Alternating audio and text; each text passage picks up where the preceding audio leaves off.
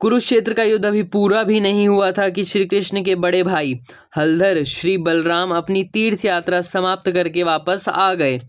उसी समय भीम और दुर्योधन में गदा युद्ध समाप्त ही हुआ था। जब बलराम को पता चला कि भीमसेन ने दुर्योधन की जांघ पर गदा प्रहार किया है तो उन्हें बड़ा गुस्सा आया।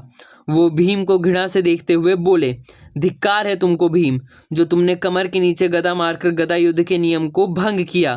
तुम्हें नहीं मालूम कि ऐसा करना अनुचित है।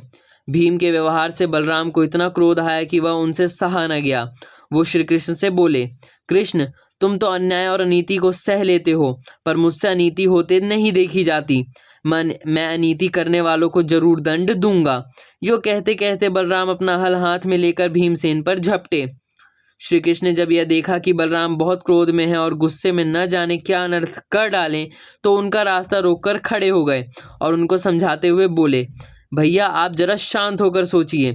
पांडव हमारे मित्र हैं, निकट के संबंधी हैं। वे दुर्योधन के अत्याचारों से पीड़ित हुए हैं। जब द्रौपदी को भरी सभा में अपमानित किया गया था, तभी भीम ने अपनी गदा से दुर्योधन की जांघें तोड़ने की प्रतिज्ञा की थी। सब लोग भीम की इस प्रतिज्ञा से परिचित हैं और स्वयं दुर्योधन भी भीमसेन की इस प्रतिज्ञा को जानता है। फिर आप जानते ही हैं कि अपनी प्रतिज्ञा का पालन करना तो क्षत्रियों का धर्म है ही। इसलिए मेरी आपसे प्रार्थना है कि आप उतावले न होएं। पांडव निर्दोष हैं, उनसे नाराज न होएं। सिर्फ एक ही घटना को लेकर धर्माधर्म का विवेचन करना ठीक नहीं है। भीम का काम न्याययुक्त है या नहीं, इस बात का निर्णय करने से पहले दुर्योधन के किए अत्याचारों पर भी ध्यान देना होगा।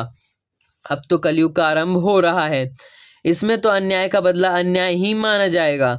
अतः दुर्योधन के किए कई अन्याय और छल प्रपंचों के बदले यदि भीमसेन ने कटी के नीचे गदा प्रहार कर भी दिया तो वह अधर्म कैसे हो सकता है। इसी दुर्योधन की प्रेरणा से उसके उकसाने पर पीछे से बाण मारकर हमारे अभिमन्यु का धनुष काट दिया गया था।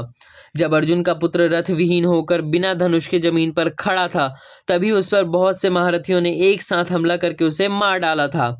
भीमसेन इसको मार भी डालता तो भी यह कोई अधर्म या अन्याय नहीं होता।